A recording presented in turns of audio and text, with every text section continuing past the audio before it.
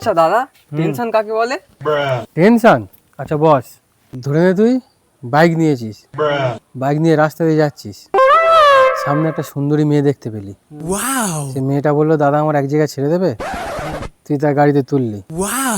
তোলার পরে হঠাৎ মেয়েটা শরীর খারাপ হলো, তুই ডাক্তারখানে নিয়ে গেলি তো? আর ডাক্তার তোর কাছে এসে বললো শুভ সংবাদ, আপনি বাবা হতে চলেছেন। তুই তো বিয়ে করিসনি ওই মেয়েটার, ঠিক আছে? আর ওই মেয়েটা ওখান থেকে চিল্লাছে না ওই হচ্ছে আমার স্বামী, ওই হচ্ছে আমার স্বামী। আর তুই এবারে টেনশনে ভুগছিস, আমি তো আমার বউ নয়, বাড়িতে আমার বউ আছে, ঠিক আছে?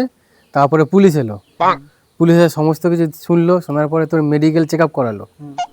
মেডিকেল চেক আপে ধরা বললো যে তুই কোনোদিন বাবা হতে পারবি না, ঠিক আছে? এবারে তুই কী করলি? বিয়ারের দোকানে গেলি, দুটো বিয়ার কিনলি। এবার বিয়ার খেতে খেতে ভাবছিস ডাক্তার তো বললো যে আমি মেডিকেল চেক আপে যে আমি কোনোদিন বাবা হতে পারবো না, তাহলে বাচ্চা দুটো কার?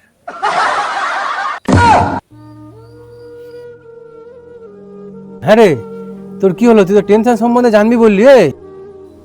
তুই টেনশন সম্বন্ধে জানবি বলে আর নিজে অজ্ঞান হয়ে গেলি, এবার তো আমার টেনশন হয়ে যাচ্ছে।